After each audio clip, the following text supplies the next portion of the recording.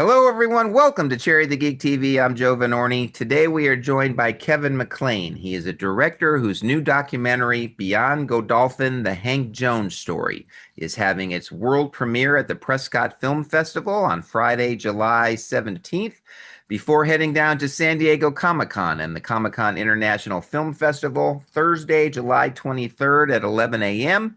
It will also be screening in Burbank at the Burbank Museum in association with the Burbank Historical Society on Saturday, July 25th. Kevin, welcome to Cherry the Geek TV. Thank you for having me.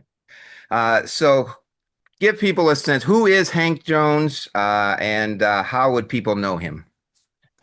Well, if you're a fan of classic Disney live action films, no doubt you've seen Hank's face. He's one of those familiar character actors that you've seen pop up over and over in those films. In particular, Blackbeard's Ghost was his first one for Disney. He played Gudger Larkin, the track player in the film, the skinny track player, and with Peter Ustinov and Dean Jones. And he went on to star in 8 Disney films. And he got his start before that on the Tennessee Ernie Ford show as a regular for 2 years with his singing partner, Dean Kaye. They had a group called Hank and Dean, and had a record contract. And he also starred in countless classic TV shows of the 60s and 70s. So, how did he land on your radar? When did you meet him? And what about him and his personality spoke to you and made you say, you know what, this guy and his story would be a great subject for a Mhm. feature-length documentary? Well, for me, I'm such a fan of the classic Disney live action films from that era, from the 60s and 70s. And from the late 60s in particular, Blackbeard's Ghost was one that I always loved since I was a kid, seeing it on TV. And I became aware that Hank was still around and with us. And I thought he was living in San Diego, actually.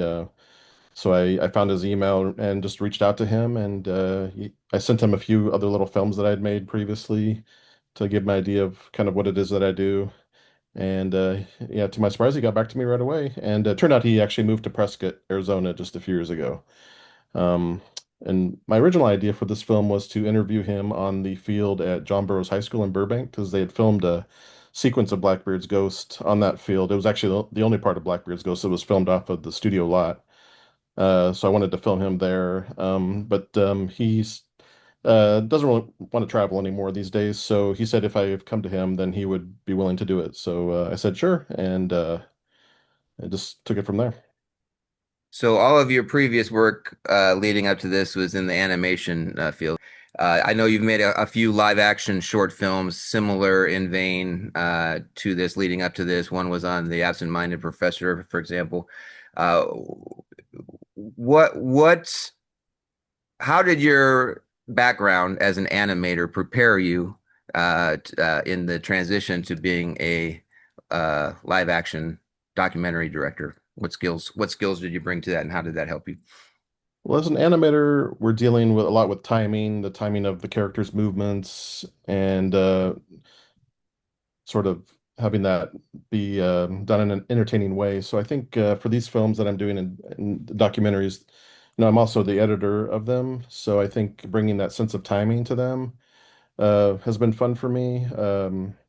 Just playing with how long to hold a shot, cutting the shots to the music, that kind of a thing. So I'm trying to bring just a visually interesting way of presenting all the info in the documentary, not just have it be a standard kind of talking head kind of thing. So I think that's probably, and also the subject matter. I love Disney, so just loving the Disney films. I think most of my these live action shorts that I'm doing and are based off Disney. I did make one with Jeannie Russell. She was Margaret on Dennis the Menace with Jay North back in the late 50s and early 60s, and we made a film together, a short, about 12, 13-minute short on her experience working on The Birds with Alfred Hitchcock. So that was fun to do. She's also my chiropractor, so that's how I know her. So Did you find that the process was easy transitioning into being a director of documentaries? I think so, yeah. I also make them with Adam Strick. I can't give him enough credit. He does all the photography, cinematography, and lighting and sound, and he's very, very talented with all of that. So I think we're a good team together. So a big chunk of the film focuses on Hank's Disney credits and his career as a Disney character actor. But you do begin the film covering Hank's early days in the San Francisco Bay Area as part of that singing group, Hank and Dean, which you mentioned, as well as his term time as a performer on the Tennessee Ernie Ford show. Talk about his time there. What did you learn about that time and that era, and what did you find the most interesting part of that period of his life? Hmm. Yeah, when I was starting this film, I thought I was just going to focus on Blackbeard's ghost, and then we went to interview him and just got him talking about all these other aspects of his career. So I decided to expand the thing into a full-length film, and I just found it so interesting. These two were born, Hank and Dean were born. They shared the same bassinet together. They grew up together, and started. They started like a rock band, Hank and the White Bucks, and then Hank and Dean went off together and started their own trying to they started their own kind of group together. So I don't know. I just thought it was an amazing story for two guys. They just went after it and just did it, and were able to have the success. They traveled down to Hollywood every summer to pitch their music, and then they got the RCA Victor the contract. And just being in the Bay Area as well, that's how they got on the Tennessee Ernie Ford show, because Tennessee, he wanted to shoot his daily TV show there in the Bay Area, not have his kids in Hollywood. So it was just good timing for them and great experience. 5 days a week, they did probably 400 episodes. So it was just a great training ground for them. And yeah, So besides his singing on that show, he kind of got the acting bug, transitioned, moved to Hollywood, starred in things like My Three Sons, and a few other films before Disney cast him in Blackbeard's Ghost, where he plays the track captain. He didn't have to audition for that role. Universal, he's some executives at Disney saw him in a Universal film. Uh, that was called Young Warriors. yeah. Talk about that era for the younger people watching this. What was that era? The studio system era, the studio star system, where actors would come in, the studio would hire them, and they fit, put them in different films that they were doing, different spots, small roles, big roles, medium sized roles. Talk about that era for people that aren't familiar with it. Mhm. Well, first I should say Hank probably got into acting out of necessity. I don't know if it was something he wanted to do, but Dean was drafted, so that kind of broke up their singing team. So he was trying to search for what to do next, and he did comedic kind of skits on the Tennessee Ernie Ford show. So that kind of led into his acting career. Tennessee Ernie Ford, his agent was the same agent to Fred McMurray, so that's how Hank got hooked up at that point with the My Three Sons TV show. I would say around that time, though, the studio system was kind of ending, probably around the 60s.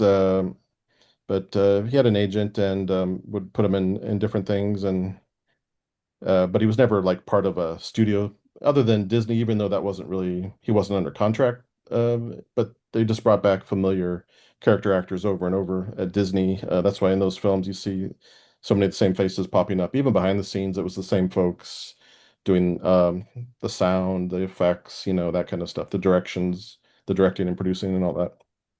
Hank proudly calls himself a member of the unofficial character actors of Disney Studios. Who were some of his favorite co-stars and eccentric personalities from that era that you managed to highlight in the film? His favorite was probably Suzanne Plachette, who was in Blackbeard's Ghost. There's a funny story in the film. I won't say what it is, but she was very bawdy, and just everybody loved working with her. Everyone in Hollywood loved her. Another actress, Juliet Mills. She was another favorite because yeah, Hank was on an episode of Nanny and the Professor with Juliet Mills, and yeah, he mentions her as being someone he really enjoyed working with. One of the things And that I like about him is that he's worked with so many people. And he's a good storyteller, right? oh He yeah. has stories about people like Peter Ustinov on Blackbeard's Ghosts, Mhm. and he not only the people that he worked with in the Disney films, but he'll tell stories about he's at a funeral and he happens to be, is it Buster, was it Buster Keaton he was sitting Buster next to? Keaton, yes. And so he tells all these stories of all these classic stars. He was mentored by Stan Laurel, so he's got Yeah. Stan Laurel stories. So he's good. He had this life. He's not famous per se, but he's a recognizable face, and he worked and he had character jobs. But through his amazing life, he had all these encounters with all of these people, and he shares a lot of those stories, and that's all featured in the film, which is great. Any other Yeah, things that two that people speak two to you? people he mentioned, Peter Ustinov and Robin Williams were two what he considered geniuses that he had worked with during his career. He those two were tops for him for sure. He was on the first episode of Mork and Mindy That's right. with Robin Williams. Yeah, Yeah, he's a great story about Mork and Mindy and working with Robin Williams. That's in the film too. yeah. Movies from that era, that Disney era, movies like The Cat from Outer Space and Herbie Rides Again, which Hank appear in, and The Barefoot Executive. They represent a specific magical era of Disney live action filmmaking, right? That Mhm. era, that decade, that 15-year period, where you had all of those films Hank was in, plus other great things like bed knobs and broomsticks and the apple dumpling gang, and my personal favorite Pete's Dragon, even though it's a hybrid, it's the greatest Disney film ever made. What do you think it is about that era of Disney films that makes those films and that decade so special, especially in the live action Right. realm? Well, definitely in the 50s and 60s, they had that special Walt Disney touch, I think. Walt Disney actually died during the making of Blackbeard's Ghost, Hank's first Disney film, and but I think even into the 70s, they carried on kind of the feeling. They tried to, hold on to that feeling that those films had. I don't know, they just had a certain innocence to them and charm.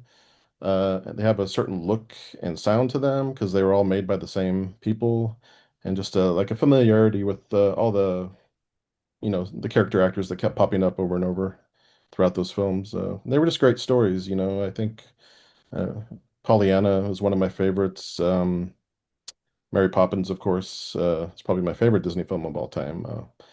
And yeah, I don't know. They were just I just grew up with them. They just have such a nostalgic feel that I love, and that's why I wanted to make this film. Condor Man. I'm going to give a shout. I always got to give a shout out to Condor Man. Yeah. Good stuff.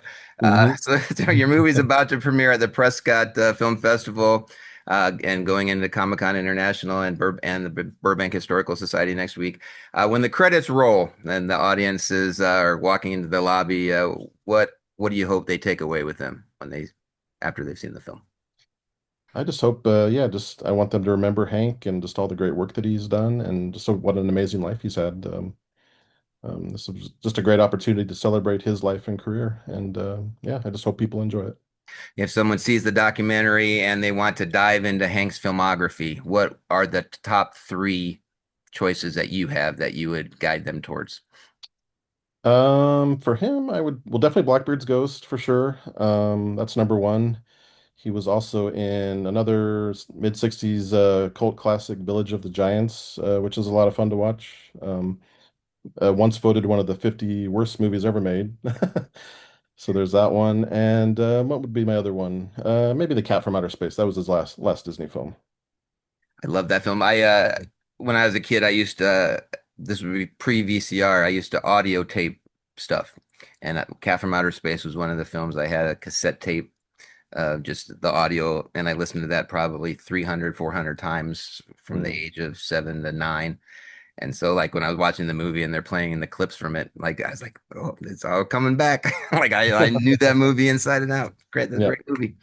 Now that Beyond Godolphin's out in the world, is there another unsung hero of classic film or classic Disney or classic animation that you're looking into diving into? Anything in Yeah, the well, I'm glad you works? brought that up. I'm working on a film right now with Amy O'Neill, who played Amy Zielinski in Honey, I Shrunk the Kids. So it's a little more, I mean, it's almost 40 years old now, but it's a little more recent history. So we're making a documentary on her right now, and it's going to be mostly about Honey, I Shrunk the Kids, but a little bit about kind of her life leading up to that as well. Awesome. And in the meantime, you can go see Beyond Godolphin, the Hank Jones story, premiering this Friday, July 17th at the Prescott Film Festival. Hank's going to be there in person. He will, yes, Friday, Awesome. July 17th. And then you'll be at Comic-Con International, the Comic-Con International Film Festival, July 23rd, 11 a.m. You'll be there. Hank won't be there, but you'll be there to speak after the screening. And then tell us about this event at the Burbank Historical Society on July 25th. I know you will be there. Hank's going to be there via Zoom, but there's going to be other special guests there as well. What can you tell about this Yeah. event? Yeah, it's a free screening we're doing there. It's going to be moderated afterwards. Q&A. Jim Fanning, Disney historian, will moderate with Hank over Zoom, myself, Adam Strick, who was the director of photography, and then also Dean Kaye will be there, Hank's singing partner. And Dean wrote That's Life for Frank Sinatra. Awesome. That sounds wonderful. I can't recommend this film enough, folks. If you get a chance to see it at one of these three places, check it out. If people aren't at any of these three events, is there a way they can find out more information about the film and maybe upcoming festivals, upcoming screenings, possible streaming release? Where can they go to find out more about the film? I have a YouTube page On Location Classic Hollywood where I'll post any info. Awesome. Well, the film's called Beyond Godolphin, the Hank Jones story. Kevin, thank you so much for chatting with us today on Cherry the Geek TV. Well, thanks for having me. Yeah.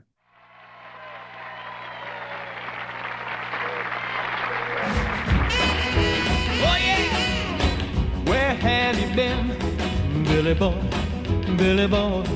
My name is Hank Jones. Where have you been? I'm a product of the San Francisco Bay Area and kind of a weird kid. With my friends, we made a lot of 16mm movies in Jonesoscope. That was the name of our company. Dean Kaye. Dean and I were in the same bassinet together. Our folks were friends. We formed a singing team called Hank and Dean. Dean went to San Jose State. I went to Stanford. And every summer we would go down to Hollywood trying to get the songs we wrote on a label. We got on RCA Victor Records and signed the contract. Come down from your ivory tower. Let love come into your heart. For 2 years, we appeared on the Tennessee Ernie Ford Show 5 days a week, singing our hearts out. We learned while America watched. I mentioned Mr. Kennedy, that's Hank and Dean, two young fellows. This is their first show business job. One goes to Stanford, one goes to San Jose State. They're coming along fine. I'm kind of proud of my group. They're very good. Pretty good kids. Eventually, Dean got drafted. Hi, Mr. Douglas. Hi, Johnny. I think I became an actor really because I had to make a living. This is something necessary that I had to do. And as I did it, I began to enjoy it. And I began to relax and everything seemed to flow out. Ta-da! My first film was with Elvis Presley, Girl Happy, just a small part. Village of the Giants, once voted one of the 50 worst movies of all time. Hey, who's the size 40? The third movie I did was called Young Warriors at Universal Studios. And I died in it. I mean, it's every actor's dream to die in a movie. Oh, son of a gun, I did. And a print of Young Warriors was sent over to Disney. They were looking for a specific type to play Gudger Larkin in Blackbeard's Ghost. And I guess I passed muster, and that's how I got the part. I'm the new track coach at Godolphin College. Coach, I'm glad to know you. My name's Gudger Larkin. I'm on your track squad. I'm captain.